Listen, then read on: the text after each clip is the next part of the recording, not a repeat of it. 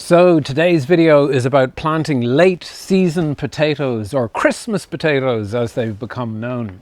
Now, how is this even possible? Surely potatoes grow in the summer, not in the winter. Well, if you want to find out, stick around because I'm about to show you how it's done. So the first thing we need to do is get the correct type of potato, and that's going to be an early potato, and that's because they are relatively quick maturing in about 90 days. And in this case, we're going to be using Maris Pear. Now, the other thing we need to do is, just like these ones, we want to buy potatoes that have been held in cold storage since late winter this year, and that's to prevent them from sprouting. So essentially what we're doing there is that we're fooling them that winter hasn't passed yet. Now, you can't just use your own potatoes that you harvested from the garden in this season, because potatoes do have a dormancy of about 3 months before they sprout. So obviously they're not going to sprout in time.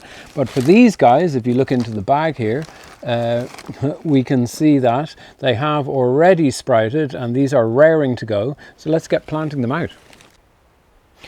Now, your planting time for Christmas potatoes is going to be late August and early September. It's the 4th of September today, so we need to get going.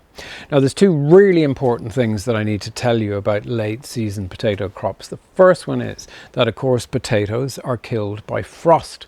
So you can start your potatoes outside in grow bags like these and then move them inside before your first frost date. Or better option, I think, is grow them undercover for their full life cycle. And that's because that extra bit of heat in the autumn in your polytunnel or greenhouse is going to get you faster growth. And then, of course, growing our Christmas potatoes is a race against time before it gets too cold. So that's exactly what we want. The other really important thing is that the common potato disease blight is going to be around in August and early September. And we need to really be careful that those young plants don't get blight, because if they do, there really isn't an awful lot we can do about it. And that's why I also think that growing undercover is your best option. And that's because you can prevent water droplets getting on the foliage. And that's really going to cut down the spread of blight. And then also when you're growing undercover, then you don't have as much instance of blight spores growing in. So I do think that's your best bet. So if you're going to use a grow bag like this, now this is only half its size. I've folded it over. It makes it easier to fill and then easier to grow in. I'll show you why in a second. So what I want is, I'm using an ordinary multi-purpose compost here, and I'm filling the bag, I suppose, up to about 1/3 of its overall height, that type of thing. Now, what I would say is I'd ignore the usual advice. I always see people advising that in these bags you might put in 3, maybe even 5 seed potatoes. It's far too many. I would say 1, 2 at the absolute maximum.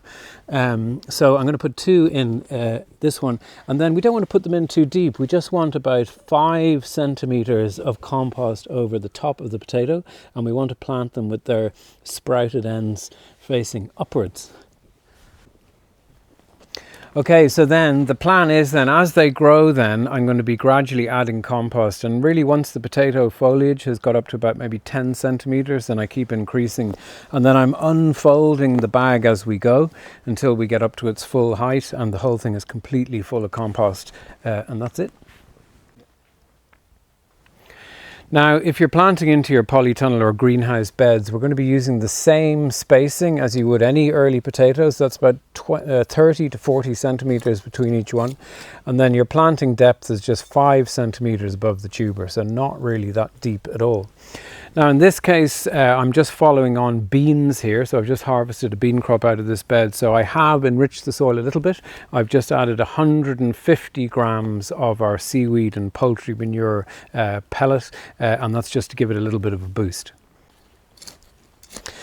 Now, after my potatoes have sprouted and the plants have got up to about 10 centimeters or so, I am going to be earthing them up. So I'm going to be pulling the soil up over the growing stems, and that gives some really nice loose soil for them to grow in, and then also does give them some frost protection.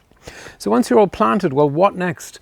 Well, as I said, blight is going to be one of your problems, but not so much in the polytunnel. The way blight spreads is once the spores come in and land on the leaves, they need water droplets to spread, and that's really what spreads the disease all over the plant. So your job then is just water the soil, never water the foliage of your potatoes, and that is going to give you an awful lot better chance.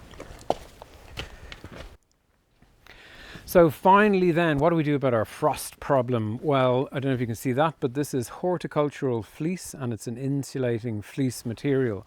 And basically, if there's any risk of frost forecast, we need to make sure that we keep our beds covered. And I would be recommending, I'm not doing this very neatly now, but I would be recommending that you cover it with at least a double layer, maybe even more, if there is heavy frost forecast, because what we need to remember, of course, is that we said it's a 90-day turnaround. That's 3 months. So if we plant at the beginning of September, we're not going to be harvesting until the end of November, and 100% you're going to have had frost by then, even possibly from mid-September. So you need to keep on your toes. So my overall opinion then on Christmas potatoes, what do I think? Well, it's a bit of fun, if you like, a challenge at the end of the season. You're not going to get a massive crop out of it because we're shoehorning them in at a time when days are getting shorter, temperatures are getting lower. But what you will possibly get, if you use your skill and you keep an eye on these things that I pointed out, are some really rather delicious small to medium size new potatoes with your Christmas dinner, and you're not going to get that flavour anywhere else. So you do have some bragging rights around the table. So in my opinion, it's worth the challenge. So that's it. Thanks so much for watching. I hope you find these videos helpful. Do subscribe to our channel, watch us on social media, all that jazz, and we'll see you in the next video.